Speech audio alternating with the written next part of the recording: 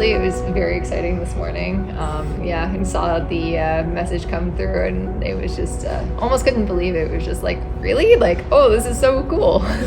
Yeah, it's not something you really expect. You always think that, like, oh, somebody else will do that, and it's like you're working on cool stuff with, like, we're working on really cool stuff with Ceragen, but you never really think it's like, oh, we're kind of like the background people. We're helping growers grow more food, but that's something that's kind of like people will never hear about. But being able to get recognized on something like Forbes 30 under 30 is like, yeah, we're getting recognized for the hard work that we're putting in. It's really exciting.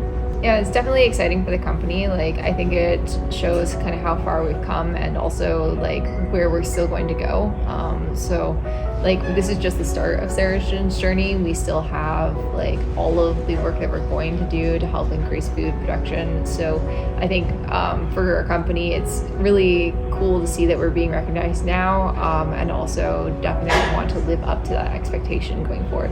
Yeah, we wouldn't be anywhere without our team. They've put in a ton of extra hard work over the last year and a half that we've been a company, making sure we can get a whole product to market, getting our second product to market, and just being able to really like start our expansion into the US, and we're now looking at possibly going down into Mexico. So it's a lot of stuff on the table, and it takes a village basically. Ceragen, we are developing probiotics for plants. So these are beneficial plant growth promoting bacteria that help farmers increase crop yields. Currently, we're looking at about 10 to 20% with our current products. We work mainly in hydroponic fruit and vegetable production, so that's in greenhouses and vertical farms. We have one product on the market for use in tomatoes and one for use in lettuce and kale. It's been super busy. Velocity has been pretty instrumental in helping us move the company forward. As a deep tech company, like laboratory equipment and space is just so expensive. It's really hard to get started unless you have the support of somewhere like Velocity. And as far as we can see, Velocity has like the best laboratory facilities available for startups in North America. So it really is a world-class, facility that we have here in little KW. It was one of those things where Danielle was kind of starting to get the company really ramped up in the spring of 2021, and come to me and was like, part of the company is analyzing all of these microbes, and we have basically a bioinformatics pipeline that in order to analyze the whole genome of all these microbes. But there's a lot of software on that side as far as being able to analyze all that data.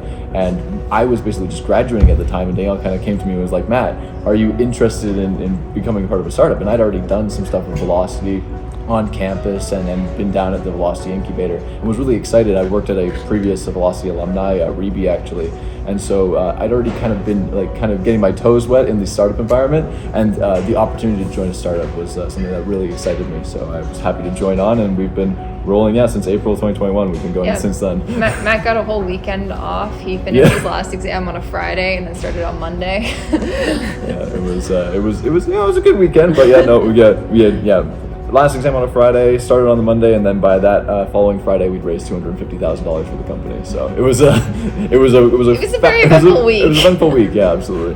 Yeah, so working on developing new products now. We really want to expand that product list that we're developing outside of just tomatoes and lettuce to all of the other crops that are commonly grown by these growers in greenhouses, such as like things like cucumbers and strawberries. So really looking at developing these new products for the growers that we've talked to, who we see this as a huge demand that they have.